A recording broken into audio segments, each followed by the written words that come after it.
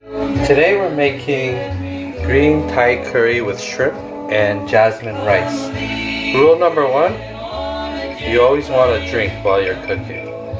And rule number two is look up a few recipes and kind of just get a feel for what you're making, and then be flexible in the kitchen. Just do what feels right and kind of don't be so rigid. Just feel free to make it your own. So we have some cut up veggies here. We have some aromatics, some onion.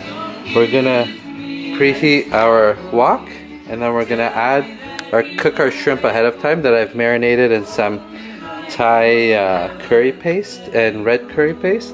And then we have our rice cooking here that I've used a little bit of coconut oil to flavor, and that's just steaming away. I had it on some low heat for a few minutes, and now I'm just gonna turn off the heat and let it steam in its own heat. So we got our shrimp sauteing over pretty high heat. This is our pre-marinated shrimp. I added some minced garlic too, just to give it a little bit of that flavor. And you just don't want to overcook it, just a few minutes over high heat. At the end we're gonna add it to our curry, and it's going to fully cook through like that, but you just want to give it a little bit of flavor by charring the skin a little bit over high heat before you cook your curry. So now we have the onions and the green curry paste cooking in some oil. You're just going to want to let that cook for about 5 minutes or so until it kind of becomes translucent. The green curry paste, you want to add it to the oil at first, and it gets quite aromatic, and there's a lot of spice in the air, so you'll start sneezing a little bit. That's what happened to us over here. I have the person I'm cooking for. You always want to cook for somebody. It's no fun just cooking for yourself. So if you find someone that you know, someone on the street, battery exhausted. So once your onions have gone translucent, you want to add the rest of your vegetables. I got some peppers, red, yellow, sweet peppers in there, and so garlic and ginger as well. And then I used coconut oil as a base, but you could use whatever oil you choose. I guess maybe not an olive oil, just because that has flavor.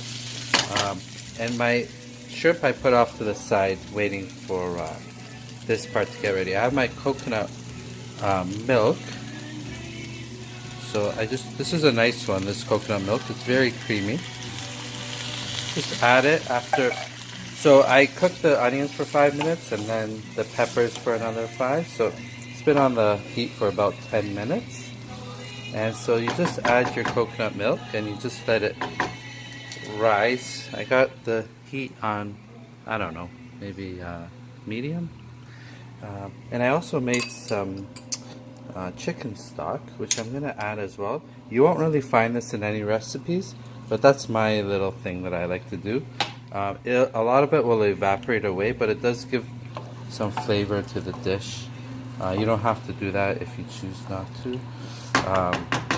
A lot of people, well, not a lot, a few recipes will tell you to add, let's say, like a soy sauce or an oyster sauce. I don't really do that. I do add fish oil or fish sauce.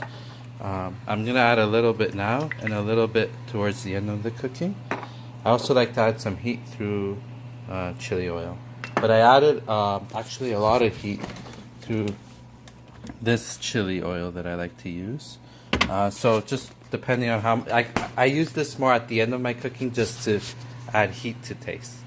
You want to add some kefir lime leaves to the dish in this stage, right after you add the coconut milk.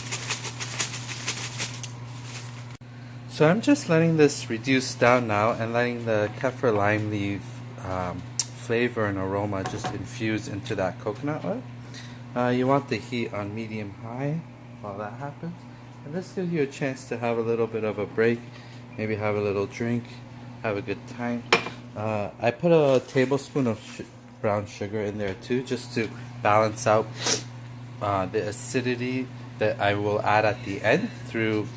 Actually, I forgot to buy lime, so I'll probably use rice vinegar or something to add some acidity, and that sugar will balance out the acidity and the heat. So it's nice to add a little bit of sugar. Don't add too much. You can't really reverse it, so just add a little bit, taste, and then see how it feels. If it's not sweet enough, maybe add just a little bit more. You don't want to add too much unless you just don't want to add too much sugar, because it really could ruin the dish. We have our steamed rice here. You see it's quite fluffy. That means that we got a nice amount of water to rice ratio. You got to be careful, you don't want to add too much water. It will become too wet. And you don't want to put too much heat because it'll burn at the bottom. Like you'll see this one, I just put the right amount of heat where it's still like not burnt at the bottom or stuck. I added a little bit of coconut oil to this. That's a little trick, just to make sure that it doesn't get too sticky.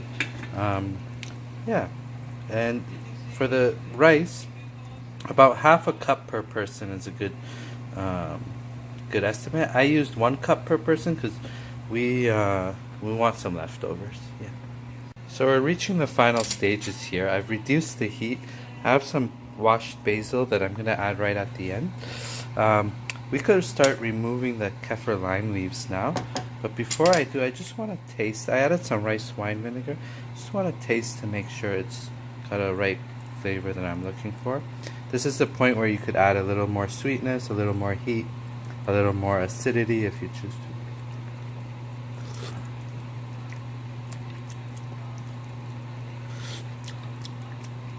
That feels about right for me. So we're just going to leave it as is. And I will start plating this soon after I add the basil. And maybe just turn off the heat, let it cool a little bit before I plate it. Oh, I like to add a little bit of fish sauce at the end. Just a splash. Give it that extra nice flavor. Oh, and I almost forgot. You want to add the shrimp back. Your cooked shrimp. And mix it through right at the end. Before you add your basil, let it get up to temperature. Yeah, so you add that with a couple minutes left. Again, if you overcook the shrimp, it'll become tough, and you don't want that. So there we are. Oh, woo! There we go. And save a couple leaves for the end when you put it on the plate. But maybe just a couple there. Just to add some aroma. There you go. So I still do have a little bit of heat going, but I'm gonna basically turn it off now. And one other thing you can do is add some fresh spinach while you still have it on the heat, and mix that in, and that'll give it a little bit of color if you want that color. And that's gonna wilt, so it won't really be as big as it looks now. And there you have it, Thai green curry with shrimp and coconut rice. I made enough to have a little bit of extra for another day. You want to plate it using something where you could shape the rice and make it look fancy. Yeah. I put a little bit of scallion on top just to make it look nice. And that's about it. Bon appetit.